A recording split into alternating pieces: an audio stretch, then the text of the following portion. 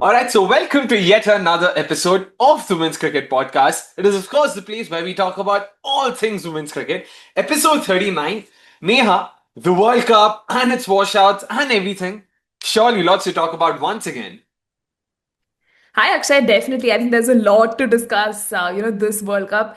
Really sad that, a couple of matches were washed out because of, the rain interruptions and all of that. Yet we've had some very intriguing contests, I'd say, even though, the matches were washed out. At least we got to see, like, the first innings of some of these matches, and you could see how some of the teams were really, pushed to the brink. I'm sure, we will discuss that through the course of our discussion.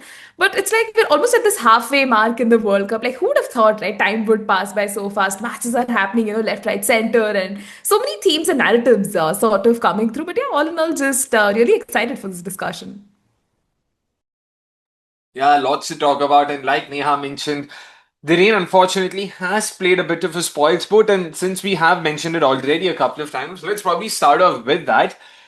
Neha, again, we've spoken what probably umpteen number of times to put it very mildly about the World Cup and its schedule and everything.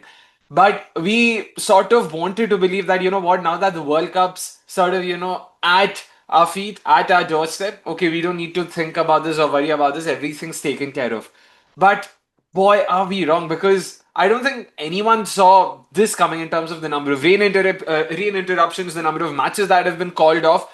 And once again, begs the question just a simple Google search indicates that, you know what, Sri Lanka in October sees a lot of rainfall, Sri Lanka in November sees a lot of rainfall, which means that hosting a tournament any for that matter, let alone one that is an ICC event like the Women's ODI World Cup, is not the greatest of ideas. But clearly, the memo did not go to the people, sort of who were making these decisions.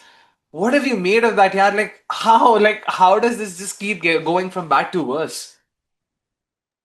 Yeah, actually, I think for me, it clearly, indicates a lack of foresight, right, from the organizers. I think us as, armchair experts or even common people could actually understand that there could be weather concerns with, keeping Sri Lanka as one of the venues, possibly even India, as the days continue to progress. Then why couldn't the organizers see it, right? But it also sort of begs the question, like, how can ICC have, probably dealt with this better? Do we keep reserve days in that way? Because right now the cricket calendar and the schedule by itself is very jam packed, right? So maybe they felt, yeah, this is the best time to probably host the Women's ODI World Cup.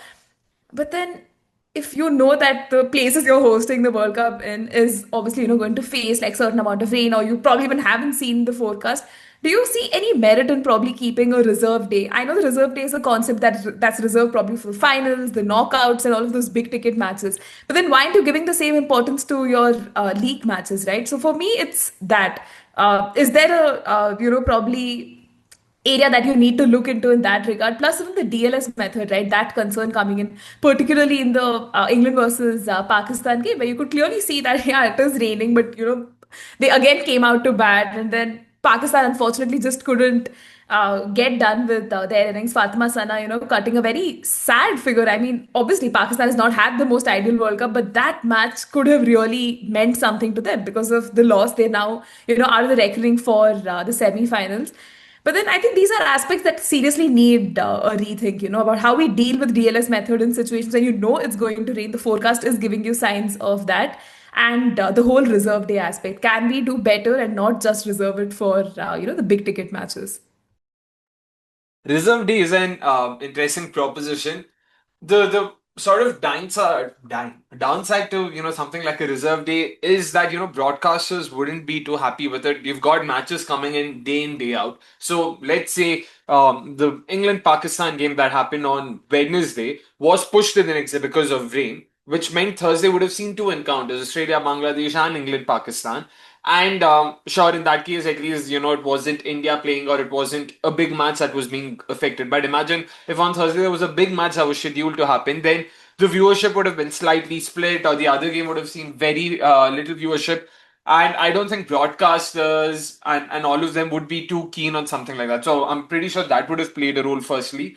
And secondly, to have a reserve day requires a lot more resources. It means you need to lease out the stadium for longer, you need to have the entire staff available for 2 days, you need to ensure that the ground is up and running for 2 days.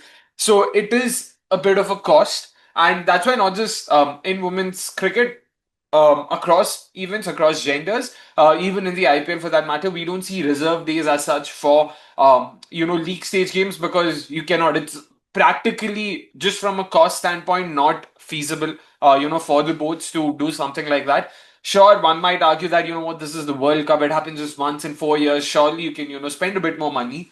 But I mean, since they are the ones who are taking these calls and they are more privy to, what the finances involved are, so I would sort of, give the benefit of doubt to them.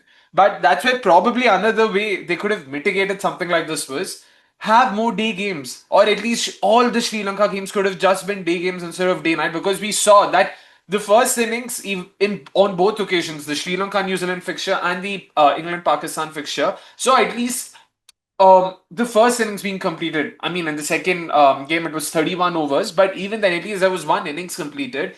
And that's where one can only wonder, right? Had the game started at 9 o'clock or 10 o'clock instead of 1 in the afternoon, probably we would have seen the game end before rain came in, and that could have solved a lot of these problems. Sure, once again, we understand where the ICC and the BCCI were coming from when they push the games to a 3 p.m. start. They not want players to, sort of play in that harsh, oppressive heat, of the afternoons, which is understandable, but then it is a trade-off at the end of the day, right? If you don't want the players to literally face the music, then you won't get a lot of completed games. And unfortunately, this has sort of been on the other side of the spectrum, almost the other extreme of the spectrum, wherein we've seen 3 games wash out, we've seen a couple of games being shortened because of rain, and Sri Lanka in particular, man. I mean, once again, then the next question is, did you have to conduct it in Colombo? We know that the southern part of Sri Lanka witnesses a lot more rainfall, so the likes of Gaul or Hambantota and all are completely ruled out. But you could have probably gone to the slightly drier northern parts. Dambula comes to mind, where you could have hosted these games. Dambula was also a lot more batter friendly, and potentially would have seen a lot more games being completed. But that's why I don't understand. Like, sure, Neha, you mentioned that they should have had the foresight, but isn't this like schedule planning 101? Like, when you are charting out a schedule, when you are looking at the venues, surely you're looking at the weather conditions there, surely you're looking at what's expected. If not on that specific day, at least that time of the year, month of October, Sri Lanka, Google kar lo bhai, matlab you'll get to know ki yeah, rain's expected. It's not like this has happened out of the blue. Global warming is doing its thing, wherein, for the first time in like 20 years, it's rained in October. Had that been the case, sure, you can't blame anyone for it. You saw this coming, this was expected, and that's happened. So it's that's what upsets me. Like, we knew this is coming at us, and we still stood there without changing. And yeah, I mean, I don't know what to make of it. Also, what pisses me even more is the fact that it's not like Sri Lanka is hosting just the Pakistan fixtures as intended. It's hosting a lot more. There's Sri Lanka, I mean, 5 or 6 games of Sri Lanka that's being hosted in Sri Lanka. Why? Why? Why is that happening? You have enough venues in India that can host international fixtures. So that's when, yeah, once again, another question, like, what do you make of the fact that a lot more games than intended are being hosted in Sri Lanka? Now, in hindsight, we spoke about this before the tournament began, and we weren't too sure, why this is happening. But now that we know the weather, we everything that's panned out, the decision seems even more bizarre. Yeah, honestly, Akshay, I think the fact that Colombo was chosen in the first place was probably from a very logistical standpoint, right? They felt, hey, there's probably a lot more connecting flights. You can, just figure out some arrangements. And the closest to India was Sri Lanka, which has like a good, decent international stadium to host, all of these neutral matches for Pakistan. Till there, yes, it makes sense. But the fact that Sri Lanka gets a few games. I mean, it's technically not a home World Cup for them, right? I mean, the hosts are India still. Uh, I think one of the reasons that's just coming right now to my mind is probably the fact that they felt, hey, if Sri Lanka is hosting a few games and it's just Pakistan, how are you going to draw in the home crowds and all of that sort of just how will you get the crowds to come in at large? So maybe if you schedule a few Sri Lanka games, probably that could help just support the home team and all of that. But it just felt like a very convenient decision. It didn't feel like it had been well thought out. And yeah, the consequences are for everyone to see. I mean, because the fact that they don't do a lot of like these press conferences actually give us explanations and rationales of why certain decisions were taken. it just continues to, I think, like puzzle us, confuse us, and actually thinking of venues closer to India, probably, they could have co-hosted with Bangladesh, Nepal. They have international stadiums there. If you knew Sri Lanka's weather was going to be like this. But then again, I think it just comes back to the same point we've been harping about, that there was no foresight or intent to actually look into the conditions and schedule a World Cup. This was just done in a very hurried manner without a lot of thought. I really did not think we would be talking about, the schedule and everything 2 weeks into the World Cup or rather halfway into the World Cup. But yeah, that's what it's gotten us to. And let's hope, once again, like always, that this is the last we're speaking of this because we've spoken about this enough. So fingers crossed, we'll see no more washouts than the three we've already seen so far in the World Cup. So let's hope for that. And since quite a few of the matches, for the next week will be happening in India. So we can hope that, rain wouldn't probably play that big a role. Of course, we spoke about India. That was in terms of geography. Let's now talk about India, the team, Neha. Unfortunately, they've lost their last two encounters versus South Africa and Australia, which has meant that fans, experts, neutrals, all of them have had their daggers thrown at the players. The performances have been under the scanner. A lot of players have been criticized, rightfully or wrongfully. That's for them to decide. That's for us to gauge. But what have you made of Team India's performance so far in the World Cup? Yeah, Akshay, I think this is quite a loaded question, right? Could land us in trouble too? Like, jokes aside, but just looking at India's performance, I think couldn't have asked for a more ideal start, right? Winning your matches versus, Sri Lanka and Pakistan. It was giving you signs of a team, that was slowly peaking, finding its form. Pre-World Cup, I think we have, I think, raved about, the number of bilateral series they've played, the kind of intent that the BCCI has shown, and, keeping all of those tournaments to get this team tournament ready. And boom, comes the South Africa match. India, finds themselves on the wrong side of the result, losing by an absolute whisker. I think that sent the fans into a massive tizzy, right? The concerns that were there about the batting side of things, about the death bowling not being there, the bowling unit at large just like compounded and like blew out of proportion. And even the match versus Australia kind of just, I think, ensure that the writing was on the wall, that there are a lot of concerns for Team India to address. Probably these were problems that we, sort of just put under the carpet, did not really address. Probably the number three conundrum, the whole concern with, Pratika Rawal and her strike rate. A lot of fans have found a very disappointing route, I'd say, to, sort of troll her, abuse her, bring up all nepotism links and all of that, which is just extremely unfortunate. Instead of sticking to like the matter on hand, people have found very, very bizarre and absurd routes to, sort of criticize. But I think these two losses have been very humbling for the team, as much as, the skipper herself would not admit. She's like, yeah, two losses, we wouldn't really read into it so much. And, it's like a part and parcel of the journey. But now it kind of puts into focus the remaining three matches that India has, and that's versus the likes of England, New Zealand, and Bangladesh. And yeah, India would hope, that they kind of get those three wins to ensure that it's a smooth sailing, sort of a situation to the knockouts itself. Yeah, as much as we are trying to smile and be positive about the situation, I think the team themselves would be cognizant, right, that they have to register those three wins. And right now, you have so many eyeballs, there's so much home pressure, expectations on you, that it's going to be very interesting to see how India charts the rest of their World Cup journey. Yeah, you touched upon, a bunch of issues, and we will be talking about, hopefully all of them, if not, just one or two. But just talking about, the batting now, let's start with that, Neha. The top three. We all knew that, this top three is going to sort of play a certain way, and they have played that way. They've almost sort of performed on par with our expectations, be it strike rate, be it the volume of runs.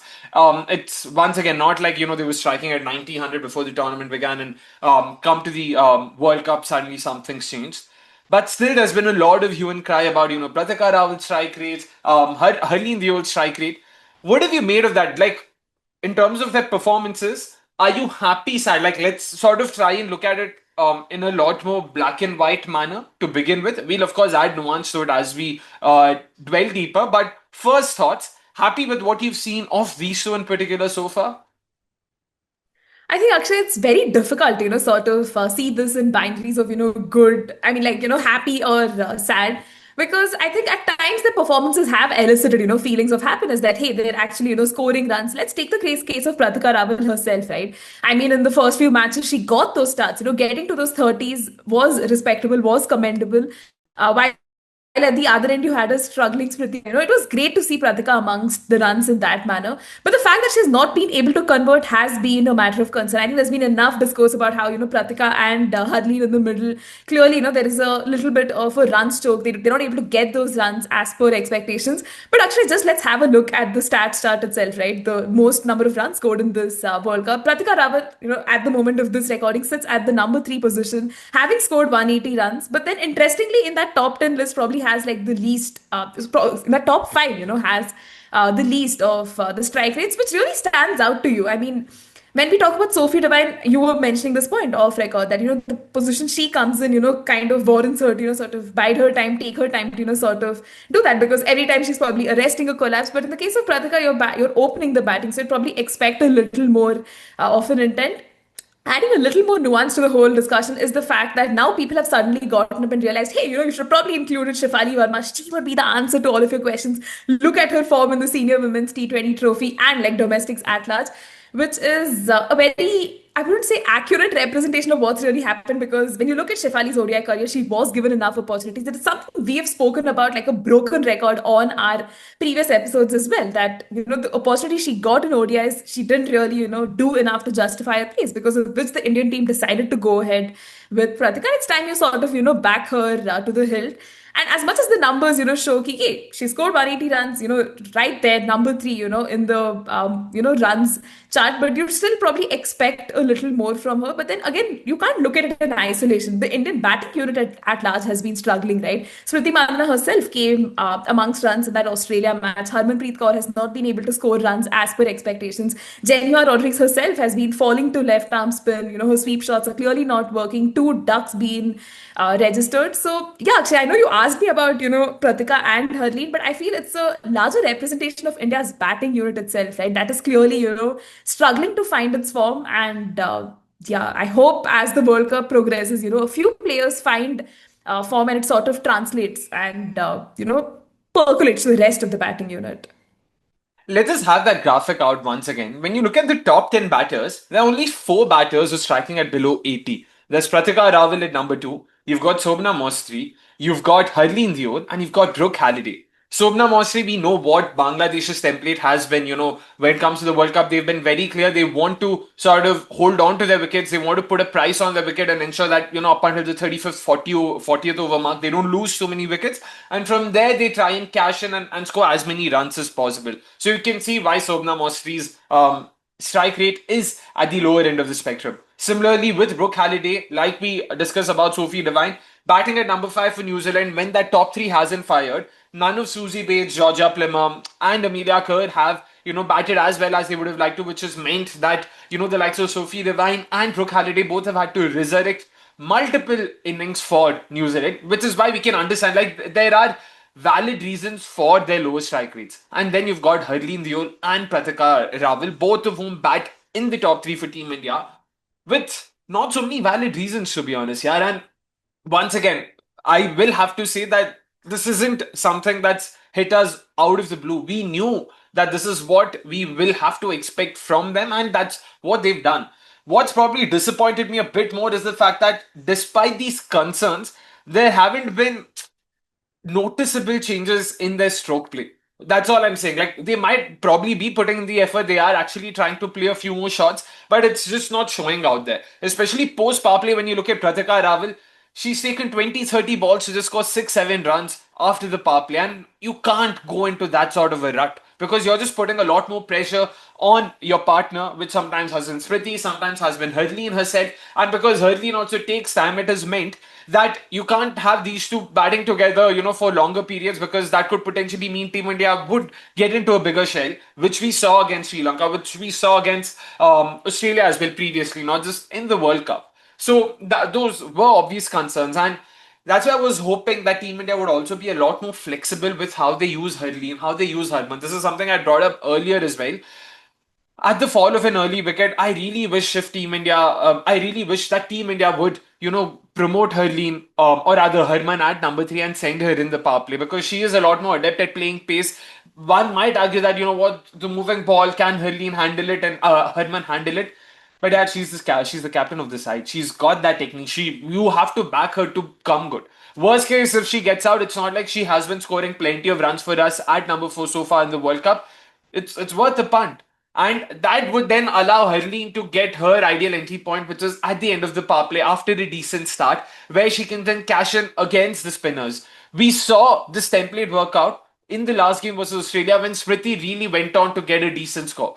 So it cannot be and your approach cannot be completely reliant on Smriti doing well. कि हाँ Smriti ने अच्छा किया, then everyone else's entry points are bang on, which means now everyone else will play well. That's not a sustainable approach. And that's where probably they could have considered this. It would help Herman face a lot more of pace. It would help Herleen face a lot more of spin. Both of whom would like doing that as well themselves. So that's something I really wish they would have considered. And what's definitely compounded these problems has been Jemmy at number five. Neha, I don't think there's been enough conversations around this. A fantastic cameo versus Australia, 39 of 21, if I'm not wrong. She also had a decent knock versus Pakistan. Not exactly a knock, more of a cameo even there. But then two ducks, two non-50 scores. Jemmy was expected to be, that gun batter at number five who'll be averaging in excess of 40, striking in excess of 100 consistently for us. That's definitely not happened. Yeah, actually, I think Jemima herself, would be very concerned with that sort of a form. I mean, not the most ideal start to your, debut World Cup sort of a thing. I mean, getting out on a duck, then again, getting out on a four-ball duck. I mean, you could see that panic was sort of setting in, and yeah, I mean, it's just been very disappointing to see her, again fall to what is clearly not her weakness. I mean, Jemmy against spin is something people have just spoken about at length, right? The fact that she's able to play her sweep shots really well, is able to, keep the strike and is able to rotate the strike so beautifully. Something that has been characteristic of Jenny, but this World Cup clearly we haven't seen a showcase of that. Now I don't know again if we attribute all of these to just how the top four batters above her have performed, which is kind of spiraled down in that way. But it's just been that sort of a forgettable World Cup. But on the other end of the spectrum, you have someone like a Richa Ghosh, right?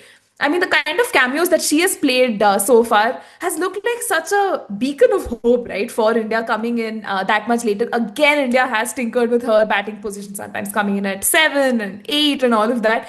Yet, she's managed to hold her own and actually be in that, top run getters chart, with something none of us have really seen coming in that regard. So I'd say, yeah, right now, because India already has in their batting lineup, Jenny's form also being on the decline is definitely not helping. She seems to be finding some form, especially in that knock versus Australia. You could see, right, that there was some sort of intent. But then I think there's also the school of thought that really believes that, she's criminally underutilized at that number five position. Probably a number three would sort of, make a better case for herself. But then it is a World Cup. Would you again want to, rejig that batting order? I mean, can we afford to do it like some of the other teams can? Is probably a question the think tank really, really needs to think about. Probably not get defensive. Speaking of the number three position and Jemmy potentially batting up there, that nicely allows us to segue into also the bowling unit because Amanjot Kaur, she was that all-rounder that we all were expecting to sort of deliver across both facets, batting and bowling. She's not done too badly herself, but it's clearly shown, the lack of depth that we have, so to say, in our bowling reserves and batting reserves, at least in the squad, because we've had to rely on the same 12, 13 players. And when you look at the kind of bowling combination also we've gone ahead with, Amanjot in more games than not has been our lead pacer, one of our two lead pacers along with Kranti Gaud. And then you've gone ahead with three or four spinners. It's not worked out so far. Let's be very blunt about it. We need someone like a Renuka Singh Thakur. We need a frontline pacer. Do you think now it is time for Team India to consider, probably bringing in Renuka Singh Thakur? And if the answer to that is a yes, who does she come in place of? Is it Amanjot Kaur? Is it, Harleen Theol? Or is it someone else altogether? Yeah, Akshay, honestly, this is, I think, the billion-dollar question that's on everyone's mind, right? Everyone says, yes, let's have Renuka Singh Thakur. She's going to be the answer to all of our questions, which in all fairness, she is, because she's been that sort of a lead pacer, has done enough and more to, sort of deserve to be a part of that playing 11. But the question is at in the place of whom, right? Because for the longest time we thought probably she can replace Sri Charni, but Sri Charni is coming into her own. We saw that magical spell versus Australia that we'll be talking about later, coming in place of Sneh Rana. Again, Sneh Rana is someone who offers that sort of a batting cushion, someone who's able to chip in with a lot more runs. Then yeah, the immediate like for like replacement is probably Amanjot Kaur, but Amanjot Kaur is that X factor again. Steps up with the bat when India most needs her, can give you those 6-7 overs at ease. Again, it might be a little bit of a push to say she can give you 10 because of the injury concerns, or you don't want to burden a player of her stature with that much. Then I think the glaring answer that all of us just refuse to admit is probably having India drop someone like Harleen Deol, have Renuka come in, but that again just mixes up the batting order so much, right? Again, you need to make a few arrangements there, and you have to optimize to sort of ensure you get the most out of that already struggling batting department. It's like it's just one of those incredibly difficult situations, right? As to how do you go about this. And right now the think tank at least is not going into that panic mode where they're like, yeah, let's drop this person, let's do this, let's do that, let's get Deepthi coming in at 3, Aman coming in at 3, and all of that. At least that panic hasn't come in the dressing room itself, because then the players get insecure and then it leads to a lot of other complications. But as fans, yeah, I think we can just speculate as to if Renuka does eventually come in, does it mean the axing of another player who has done well? Because there was another, again, school of thought that believed probably Kranti can sit out a few games. But then, I mean, the way she's been bowling, it would be absolutely heartbreaking to see her warm the bench. And there's only 11 players you can include, right? So, Akshay, I think this is one of those questions that clearly has no answers unless, you really understand what is the mindset behind why this playing 11 is being selected. But yeah, again, what have you made of it?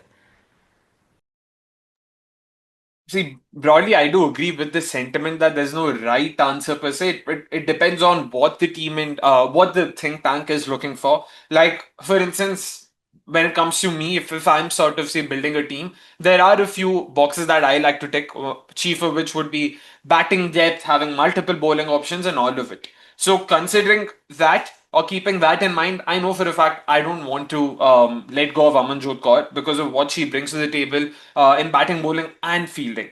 So, but at the same time, I still want Renuka Singh Thakur.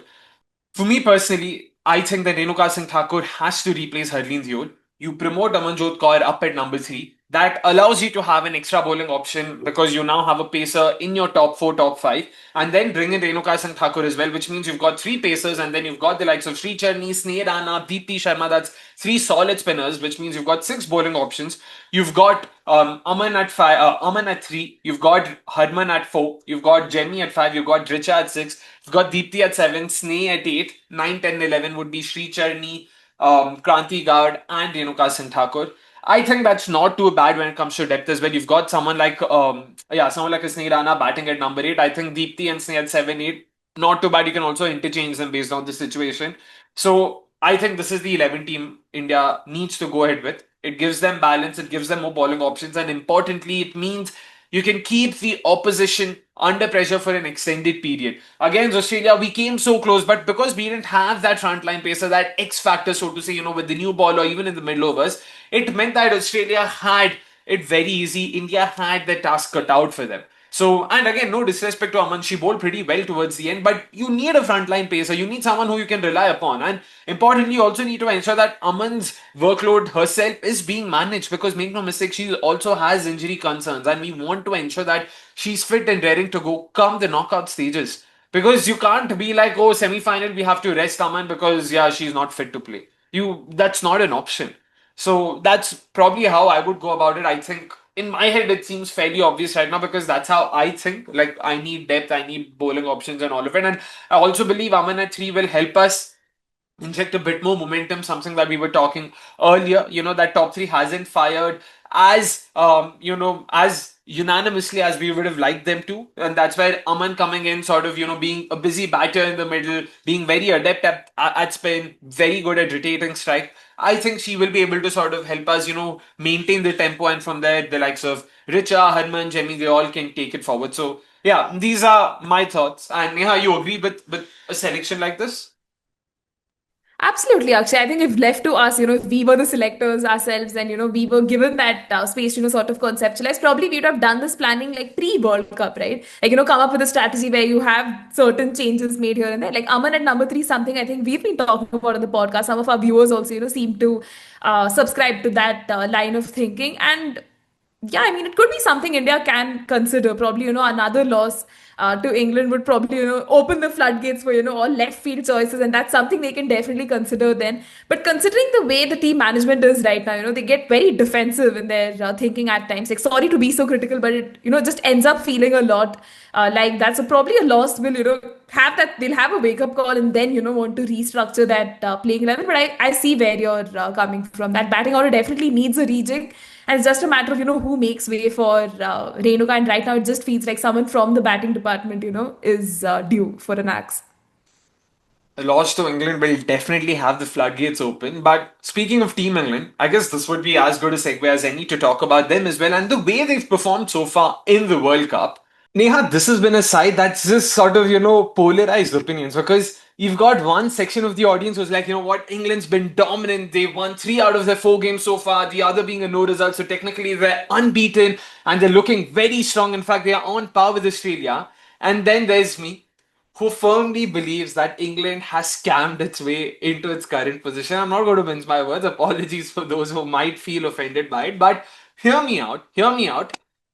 Against Bangladesh, if not for those umpiring howlers, England would have lost. Against Pakistan, if only Rain had not played spoilsport once again, a game they should have lost and they would have lost. South Africa, credit where it's due. That was a fantastic performance, but I don't know what to make of that game because, first of all, that game seems so far back, and South Africa has improved massively since then. England seems to have played these weird set of games, and then there was the game against Sri Lanka where Nat Brand just took it upon herself to take her side to an above par total, and then they bundled Sri Lanka out thanks to Sophie Eccleston and the way she bowled. So it was two of their best performers in the last cycle taking those 2 points for their side. So, what do you make of this mixed bag of a team that England is? I think absolutely fair observations there, Akshay. It was something I was thinking of myself, when you look at a team like England, obviously a lot of fans think that, hey, they've had it easy so far, having won all of their games and all of that. But there are a lot of underlying issues that clearly haven't been spoken about enough that I hope, through the course of our discussion, we can sort of dissect. It has to be the opening duo of, Amy Jones and Tammy Beaumont. I mean, as much as they've racked those runs up against West Indies after that, it has dried up a little bit. The stats really aren't doing justice. Again, this is not to be disrespectful at all to both the players, but then they just haven't set the World Cup on fire as much as you would sort of expect them to. Every single time England has this pattern of, again, depending on the likes of, Heather Knight, Nat Brand to bail them out of trouble, which is unfair, right? You'd expect your openers to, sort of set the tone and others to follow.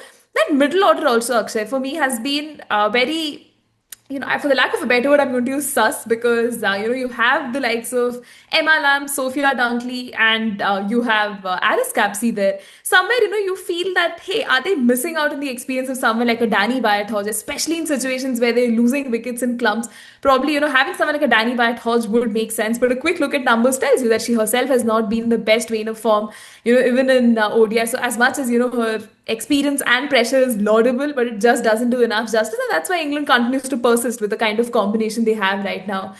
I mean, yeah, England does have these issues that they really, really need to iron out and sort. And in fact, even in the last game that they did play, they were missing the services of Lauren Bell and Sophie Eccleston, both of whom were, down with an illness. And they really had to dig deep into their reserves to, have the likes of Em Arlott, join the team, and even Sarah Glenn to, just feature in that match. And you could see even in the match versus Pakistan, they were really pushed to the brink, and it could have been a situation where Pakistan could have actually taken away the game if rain hadn't come to save England. Hopefully, all of this serves as a warning call, warning signs for England. They actually take it, acknowledge it, and sort of course correct going ahead because against sterner oppositions in my mind, I'm just looking at Australia. If there's an Australia England final there up for the taking, you could possibly see a lot of funny things happen there. But England, yeah, clearly looks on track to probably be the second team after Australia to qualify for the semi-finals without any. concerns or hiccups which would, probably derail their campaign. So yeah, big ups to England, but yeah, there are a lot of issues under the carpet that hopefully will not come to haunt them like it has in the past editions of ICC events. They always come to haunt me. They always do. I mean, if there's one thing that I've learned about cricket is expect the worst at the worst possible time, and I think it's going to be the case with England as well because their remaining fixtures are against India, Australia, and New Zealand in that order, and that's not going to be easy. So, from winning, or rather losing zero games in their first four encounters to potentially having zero wins in their last three, they could even lose out on that top four spot. But thanks to that massive NRR boost they got versus South Africa, they are in a great position right now, but they would still want to eke out at least one win out of these three games that they have left. And, a lot of those points you mentioned, especially with the batting, I mean, Tani Beaumont, Amy Jones, it's like, oh my goodness, I don't think you could get more predictable with how they've been dismissed, with how bowlers have targeted them. And which is why, like, I won't be surprised, like, if, especially for the England game, India make sure Renuka Singh Thakur comes in. From one end, you'll have a Renuka Singh Thakur who can move the ball in the air into the batters. From the other end, you've got someone like a Kranti Gaur who can get the ball to nip back into the batters off the surface. So, ek taraf, you've got swing, the other side, you've got seam, which means both are taken care of. We saw how Fatima Sana just kept bowling nip backers after nip backers, and she got four of their top five, top six batters. So, was a great performance there, and I'm hoping Kranti Gaur can replicate those lengths in particular. Of course, what will the kind of surface be on offer in Indore? Only time will tell. Will there be any assistance? We don't know yet. So even if they get those lengths right, the surface also has to sort of do its thing and help the bowlers out. But for the English side, yeah, the batting has really been a disappointment, even against Bangladesh. Like, it pains me even now. Pains me. I'm not even kidding. I just randomly think of that game once, like every now and then. Oh my goodness, yeah, that Heather Knight dismissal. Like, she was gone. She was gone.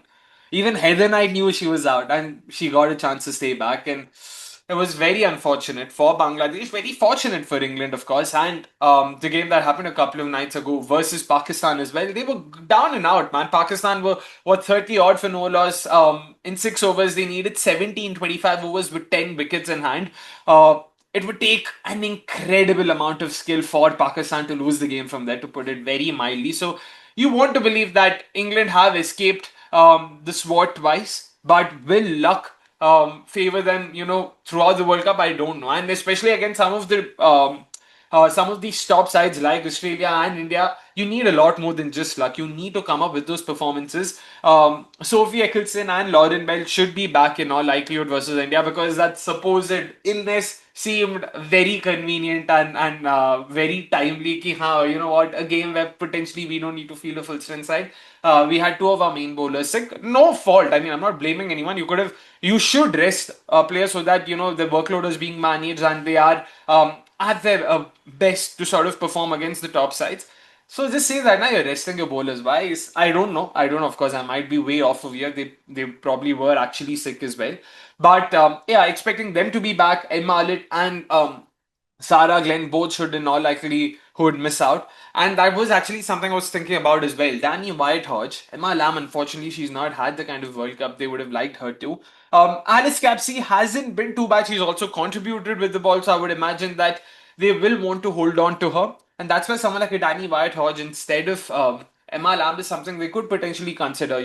So Nat Brandt at number three, you've got Heather Knight at number four, potentially Danny White-Hodge at number five, and you've got Alice Capsey and the likes then coming lower down. So it is something that I think they should consider, because there's also Sophia Dunkley, of course, somewhere fitting in that middle to low middle order. But yeah, you need a bit of experience, especially against these top sides. In an ICC event, you would want to counter that experience. Importantly, Danny White-Hodge has incredible numbers versus India, in India, versus Spain. So you would want to count on that. And this is in all likelihood her last World Cup as well. And I'm pretty sure she also would want to sort of, end on a high. So there will be all those kind of things too. So I'm expecting that change to happen soon. But on the bowling front too, like you've got Sophie Eccleston, Charlie Dean hasn't been too bad. Lindsay Smith was great against South Africa, but outside that, Lindsay Smith hasn't done much. Charlie Dean has been a great defensive option to have. Lauren Bell has sort of blown hot and cold. She's not been as accurate as they would have wanted her to. Natseva Brandt, the bowler, we all know that you can't expect too much off of her any which ways. And which is why that bowling once again has lacked that meat. Like outside of Sophie Eccleston, there's no bowler that would sort of make me go weak in the knees and be like, oh my goodness, what do I do over here? How do I attack them? How do I target them? How do I importantly not lose my wicket to them?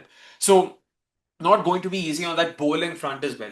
And Neha, that's where another name, Lauren Filer, hasn't gotten any game time yet.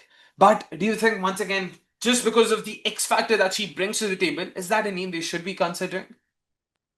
Absolutely, Akshay. I think Lauren Filer is definitely one of the names you'd want to, sort of, back as much as possible to the hilt because of all the indications that she's given so far in her career, irrespective of those injuries. Whenever she's played for England, she has actually come good. But again, the concern is that England's bowling is probably not their concern right now. They have a lot of stability in that bowling side of things, and probably if Nat Silverbrandt also starts chipping in more with those overs. I mean, right now she's anyways bowling, but then few more overs that would really help. But sort of does put a lot of onus even on Lauren Bell, right? I mean, she's like sort of single-handedly holding one end, like the pace bowling side of things, and England continues to back their spinners to do. So if there's really something they want to do to rejig that bowling, I wouldn't be surprised if they want to bring in someone like a Lauren Filer, and we've seen the kind of pace that she's been bowling with. But the surfaces have been very confusing this World Cup because again that takes us back to the discussion we had last time around where we were expecting something, but something else is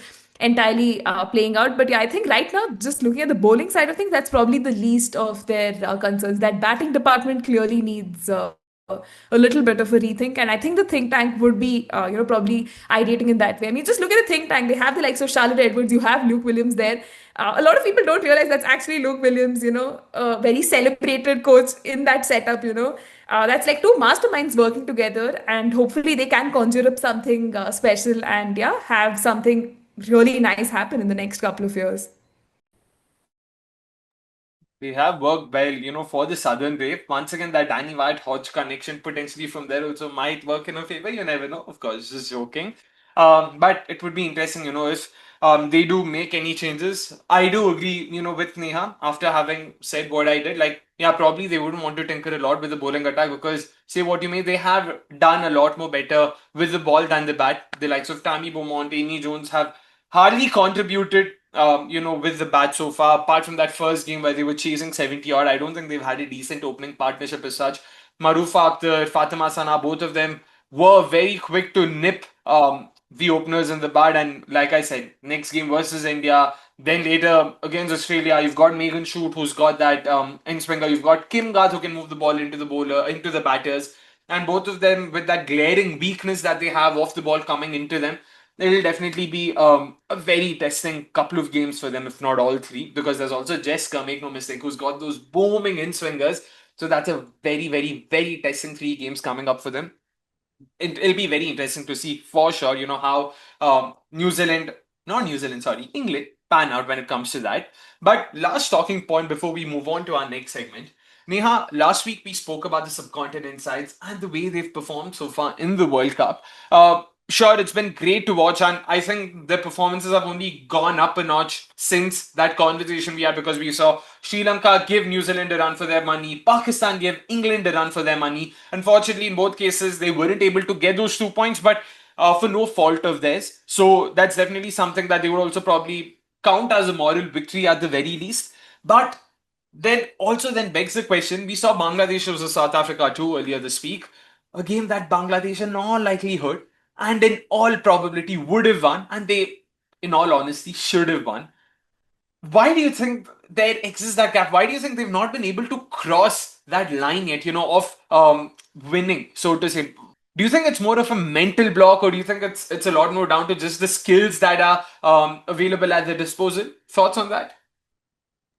Actually, I think this is definitely a very interesting piece of conversation itself, something we can probably discuss in a full fledged episode, right? Because of how many systemic and underlying issues there are. But I think for the sake of the conversation, just keeping the context of the World Cup itself, when you look at the subcontinent sides itself, right, you have India up here, you have probably the likes of Bangladesh, Sri Lanka, and Pakistan here. Then you can see there's already a gulf within just the subcontinent nation. So you can imagine, right? Now, India that is here, you still have other teams in the likes of Australia, England, probably a New Zealand somewhere there. So you can see the Gulf is already quite a lot in that regard. And the fact that most of these, top tier nations play almost amongst each other, there is no transfer, there's no exchange of cricket happening in at this level, right? So for most of these teams, they are just very inexperienced. I mean, we have spoken about this probably in our preview series as well. The likes of Sri Lanka, Bangladesh, Pakistan, the last they played was like a significant time back, right? I mean, for the likes of Bangladesh and Pakistan having won that qualifier, they're doing well, like within their set of teams and teams that are on an equal footing in that regard. But being able to translate those performances against the top tier oppositions has been a massive source of challenge. I think a lot can be attributed to the psychological, disadvantage you feel. I think for the longest time, India felt that versus teams like Australia and England. And just, I think till the first time you defeat them, that thing always sort of holds you back. Are we good enough? Can we actually defeat them? Like there's only so much that pep talks can do, right? But you really need to be able to put in performances like that where you can constantly push the envelope and actually challenge these teams. I mean, again, not to be disrespectful, like most of the teams like Bangladesh and Pakistan have actually challenged, the top tier teams, but it hasn't been enough for them to, sort of capitalize, press that accelerator, and just, go all guns blazing. That has been a massive challenge, which for me, I think it is like as clear as day. It's because of the lack of experience, playing these countries. I just hope that because of experiences like this, they learn a lot from it. You have key players in your team actually sort of step up, and again, at the risk of sounding like someone who's repeating themselves, that it opens the floodgates for a lot more bilateral tours. I mean, you have the ICC Women's Championship for a reason there. It's not for you to just keep nitpicking and cherry picking whichever teams you want to play. You should play each other on a more regular basis. And here's like a very left field choice of hoping that the ICC can sort of mandate and regulate how each of the teams sort of play each other and get that required exposure. So yeah, I think it's just a mix of a lot of factors, and hopefully we will see some upsets, if not wins, coming in for Bangladesh and Pakistan. Yeah, those are extremely valid points, and if I'm not wrong, I do agree with almost all of them. Because when you look at the performances so far, they've genuinely done a good job of giving a solid fight. And I personally think this is arguably the closest World Cup that we've seen so far in the history of the sport itself. Because I don't think there's been a single side that sort of not come up with at least one decent performance. Even the ones that are languishing in the bottom half, the likes of Pakistan, Bangladesh, and Sri Lanka, all of them have fought. Pakistan versus Australia, Pakistan versus England, Sri Lanka versus New Zealand, Bangladesh versus England, Bangladesh versus South Africa. So there have been enough performances coming up. It's to sort of bring in that Mirzapur meme. वो गरम करके ठंडा ही छोड़ दिया. It's like that. You've been bubbling up to come up with that solid performance wherein you just sort of push the envelope. They've probably just faltered somewhere at the finishing stages, and it's understandable because winning is a habit. It takes time. It's a mindset, and that mindset change takes time to come in, because we also need to understand that the places they're coming from, the kind of society that exists in this part of the world when it comes to South Asia, more often than not, a lot of these people have only heard that, what, you guys probably, you can't fight against Australia, you can't defeat them, you can't play against England. Come on, where are they? They've been playing for hundreds of years. I mean, 100 years. You guys are playing this, what, for 10 years? How can you do it? And this is something that I read in a recent interview as well of Julian Wood. It's a fantastic interview. If possible, we'll try and link it in the description as well. It was done by, I'm hoping I'm getting the name right, Vinayak Mohak Ranjan. I'm hoping that's the correct name. But yeah, so Julian Wood is fairly renowned six hitting coach. He's a power hitting coach who teaches or coaches players or trains them in power hitting, finishing, and those kind of skills. He's been associated with Punjab Kings. He's been associated with the Bangladesh women's team. He held a camp there recently, and he also spoke about this because culturally they come from a background where they've been told, you guys don't have the power, you guys can't hit sixes, you guys can't do this, can't do that. So it takes a bit of time for them to first mentally evolve, for them to unlearn whatever they've been fed. And similarly, when it comes to winning games at an ICC event against some of these top sides, it'll take a bit of time. So I'm hoping that that learning curve rather would be a lot more steeper now that they've seen that, you know what, we are right up there. We almost had it against England, against South Africa, against Australia even. So now mentally that will definitely play a role. Now they know, you know what, now we don't need to worry. We are there. We've been training hard. We've been practicing hard, and the results are there for everyone to see. So I think the curve would be a lot more steeper, which means we'll see a lot more of these sides winning. Hopefully, by the next World Cup, we'll see a lot more unexpected results, so to say. And that's why this World Cup would be some sort of a watershed moment. Maybe we might not see the points table itself reflect that, but the kind of performances will definitely play a huge role in, you know, how these teams evolve going forward. And fingers crossed, performances at an event like this would also mean a lot more of these players from Sri Lanka, Pakistan, Bangladesh get picked in overseas leagues. The likes of Marufa Akhtar, Fatima Sana, they have absolutely no business not playing these leagues. I still can't believe, at the very least, WCPL, man, what on earth are you doing? Why aren't you going to sign a Marufa Akhtar? She's going to be a game changer. Same is the case with Fatima Sana. She played the inaugural season for the Barbados Royals, hasn't played since. So I'm expecting that also to change. And once that change happens, once these players start playing a lot more of these overseas leagues, I think it's a self-fulfilling prophecy wherein it'll be a very positive sort of effect of that network externalities, you know, panning out. So fingers crossed, we'll see a lot more of this happen in the next 2 3 years, if not sooner. So yeah, I mean, fair points, but let's see how it pans out. And who knows, we might potentially see a couple of unexpected results even in the last week of the World Cup. So that'll also be great to see. And I guess that's that when it comes to the pointers we wanted to discuss about the World Cup. Next up, of course, we will be shedding light on some of the players that we felt haven't been spoken about enough. Neha, who do we have up first? Yeah, Akshay, I think really excited to talk about our list, of top performers that didn't get spoken about enough. And I think for me, the headlining act has to be that of Sri Charni, right? Especially that spell versus Australia. It was stellar. I think for a lot of Indian fans, it's like probably just scratching at their wound. But then I think Sri Charni definitely deserves to be spoken about. She bowled those 10 overs, conceding what, just 41 runs, taking three crucial wickets. And I mean, these are three crucial wickets of Phoebe Litchfield, who has probably been, doing so well up top for Australia. The rate at which she's been scoring, complementing Elisa Healy so well, and, sort of inducing her to play that reverse sweep. And, there was fortunately a fielder there at backward point. So, that kind of ensured her dismissal. And then, Sri Charni further went on to actually get the wickets of Annabel Sutherland and Arisa Healy, which really speaks volumes of this young gun and how she's been doing incredibly well for India. At one point, a lot of people felt, probably she could be dropped, so you can probably bring in a Renuka. But then the way she's been chipping in with her bowling, clearly, she's given us enough reasons, to continue trusting in her and her abilities, and probably surfaces will sort of aid her spin. So I think, yeah, she definitely has to be right up there for me. Agree, that was a mind-blowing performance, yeah. And to have a maiden in that, and also some of the wickets that she took, you know, important key wickets. Notwithstanding, of course, the likes of Phoebe Litchfield as well. It was such a crucial wicket, especially given how they had started off. So onwards and upwards for her. That sort of came in her home ground, quote unquote. I wouldn't necessarily call it a home ground because she's not played a lot over there, but same state. That's all I'll have to say. Next up, we've got Shoaib Akhtar, a fantastic 50 versus South Africa, 51 not out of 35 balls.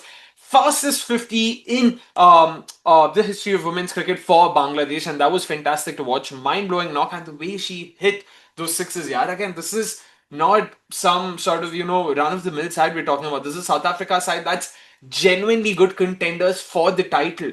And the way they played against India itself probably showed that to everyone. And this happened right after that. So they were riding that high. They just defeated the host. And for Bangladesh to come from behind and perform that way versus South Africa, and when I say Bangladesh, of course, I refer to Shodna in particular, brilliant performance. And also the way they executed that template, both versus South Africa and also earlier on against England as well. They've been very clear in terms of how they want to approach this. they will bat until the 35th, 40th over at a run rate of 2.53. They have no qualms about it because they want to ensure they don't lose wickets. That's why the role of Farzana Haq, the role of Sharmin Akhtar Shupta, to some extent even Nigar Sultana, it's very clear. Don't lose your wicket. Rubia Haider even. Just play there, consume deliveries. If you get the bad ball, then try and score a boundary off of it. Nahi to theek hai. No wides. And then in that lower order, you've got the likes of Rabia Khan, you've now got the likes of Shorna Akhtar. The way they've performed was so good to watch, and that's why, just another youngster was a part of the same 2023 Under 19 World Cup as Rabia Khan. 20 years old. Julian Wood, do check that interview out because he also spoke specifically about Shorna Akhtar. She's been working on her skills a lot. In fact, Nigar Sultana had also been talking about the fact he been talking as in while these sledges or something were heard off air. I remember seeing this on Twitter. Apparently, Sultana had said something on the lines of "We they don't know that we've still got Shorna, to come in." And this was spoken in Bangla. So that was also good to watch. Clearly, the team also trusts her, which is why she's gotten that backing for an extended period despite not having performed as well. And you see the results. So fingers crossed once again. These youngsters, they are sort of going to be, the next in line to take Bangladesh cricket forward when it comes to women's cricket. So I really hope, these girls start performing a lot more consistently so that they don't need to worry about that position anymore. So yeah, kudos to you, Sharna. Yeah, actually, I think that's definitely an excellent choice there. And for me, next to the line definitely has to be Fatima Sana. I think her spell versus England was just a masterpiece. I don't know. I mean, I think there's something you can just continuously watch and repeat because of the way she was just going about her craft, right? First, she gets the wicket of Amy Jones. Again, I think you were talking about this, right? The way she was able to get so much from that surface, another nip backer in that regard. And then again, coming in later, in the same over to pick the wickets of Nat Silverbrandt and Heather Knight. Heather Knight, I mean, these are massive wickets, right? These are not names you just take very casually, quite literally breaking the back of that England batting lineup. And later you could see how she sort of broke the resolve of Charlie Dean as well, who has been, scoring a lot of runs down there. I can't believe we haven't spoken about Charlie Dean and the kind of contributions for England. But Fatima Sana, just getting those wickets, it was what, a 6 over spell, getting those 27 runs and getting those four massive wickets while marshalling her troops was really inspirational, so to say. And I think her celebration, after each of those wickets, just gave you an indication of how much it meant to her and the team at large.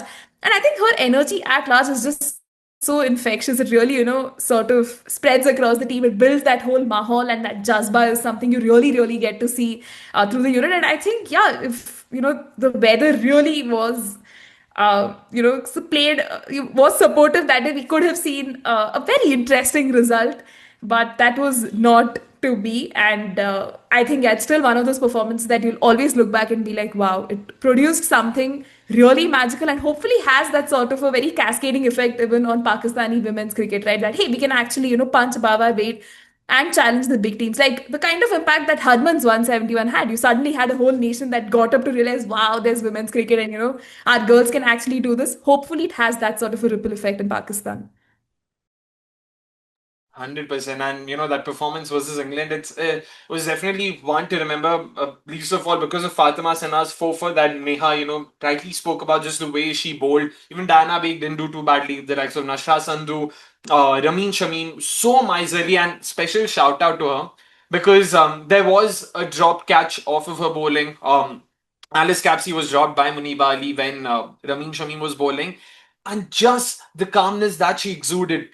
You've seen a fielder drop such an important batter because that was arguably the last recognized pair in the middle. But still, she was so nonchalant about it. She did not make anything of it. She just consoled the fielder, like, Koini, you know what, we'll get the next wicket, we'll get the next catch, you don't have to worry about it.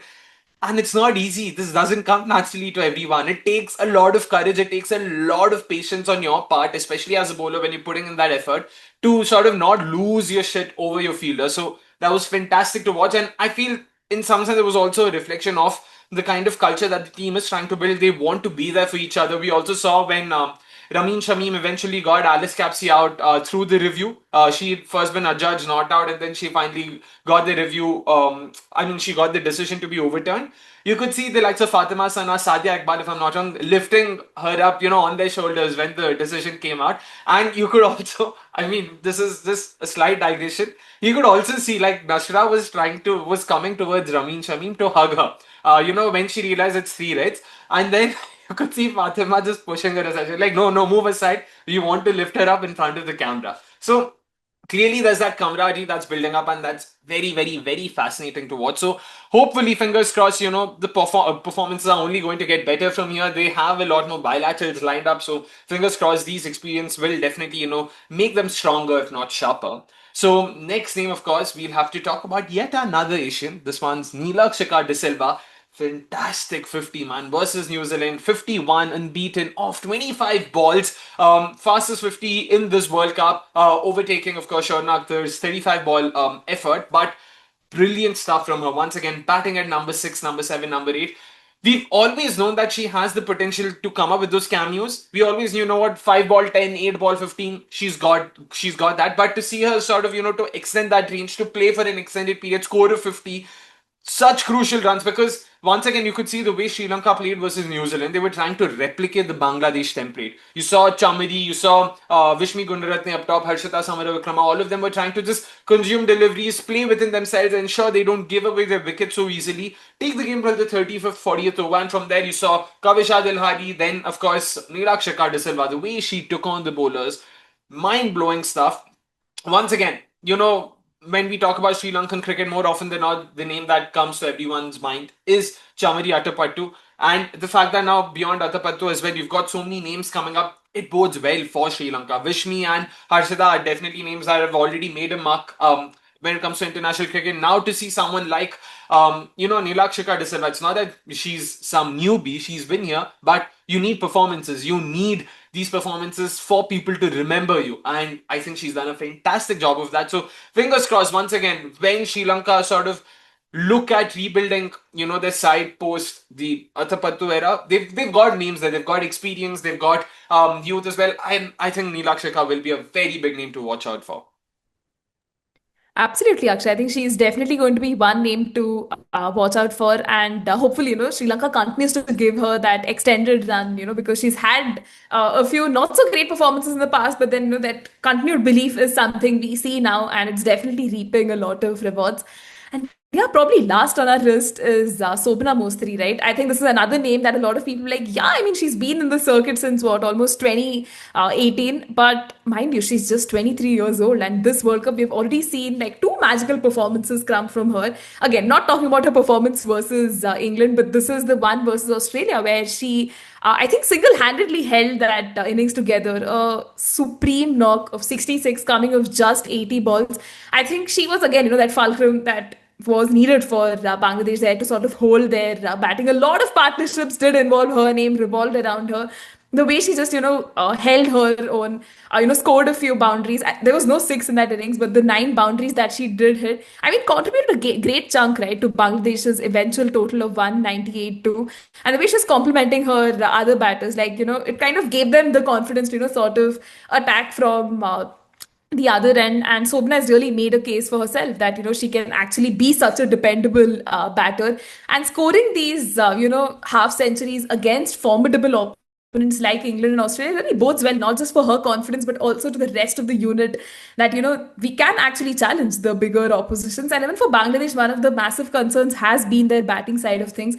Yet you've had names like Sobna Mostari stand up, you've had Rubia Haider, who's been doing whatever she can. A little disappointed there with Nigar Sultana Jyoti's form, but hopefully she comes good at some point. But the fact that you have other main characters stepping up, and Sobna Mostri really has impressed me massively, and just manifesting another incredible World Cup for her. Yeah, we've spoken about Bangladesh cricket a fair bit through, some of these individual performances across the weeks, and it just bodes extremely well for Bangladesh that despite Nigar Sultana not performing, to her potential, she's actually had a fairly ordinary World Cup to say the least. To see so many names chip in, Sobna Mostri, Rabia Khan, Marufa Akhtar with the ball, Nahida Akhtar with the ball, bat as well, just going up top, Rubia Haider, the way she's batted, Sharmeen Akhtar Shupta. So It's really looking to be a very fine side, and fingers crossed, just more game time, more opportunities, and this could potentially be one of those rags to riches story that we'll be talking about come the 2029 World Cup. So I guess that's that from this segment. We've spoken about each of the players. There were a lot more performances, of course, but unfortunately we can only pick and choose. And we also wanted to bring in as many different names as possible so that we can shed light on more players. But last bit, of course, time to talk about what can we expect from the next week of the World Cup, which is also going to be the last week of the World Cup because we'll then be entering the knockout phase. And boy, are we in for a fantastic week, man! Look at the kind of fixtures we can expect. You've got India, England, of course, coming up on Sunday. India finally playing after a week long break. India will be playing 3 games, or 2 games rather, in the next week. So there'll be lots to look forward to. First of which, of course, coming from Indore, India versus England, mind blowing encounter. You've got the Nagin Derby, as it's known in men's cricket. Sri Lanka taking on Bangladesh on Monday. There's Pakistan, South Africa, Australia, England, India, New Zealand. That's also going to be another mind blowing encounter. And then Sri Lanka, Pakistan. Neha, this again, I don't think there's a single game that will make you wonder, okay, you know what, of course, this game is going to be won by the side. No obvious favorites in any of these games, and make no mistake, even Pakistan, South Africa, that's definitely going to be a game we should be keeping a keen eye on. Absolutely, Akshay. I think fair observations there. The next couple of matches lined up are definitely blockbuster matches in their own right. We've seen, bilateral cricket probably not giving us as many reasons to be like, yeah, this is like that. But the World Cup itself has delivered with matches like that. The World Cup bandwagon also sort of moves to Navi Mumbai at some point. So I'm very, very excited, and I'm going to keep my eyes peeled out to see how the crowds at large sort of turn up. The WPL gave us an idea of how the crowds are so receptive and supportive, and there's also the bucket hat gang that's planning to travel and actually catch these matches. So just excited to see a lot of these fan groups sort of show their support. But as you rightly said, Akshay, it's difficult to pinpoint one match and be like, yeah, this is the match to watch out for, because each match I think has the potential to sort of deliver another masterclass and write its name in the annals of World Cup history. So yeah, this is like the last lap in the World Cup, and hopefully serves us the right amount of everything that we want. Yeah, and before we close, of course, we had a comment last week from Deeksha who, asked us to try and come up with some sort of predictions or some sort of a segment where it's a lot more lighthearted.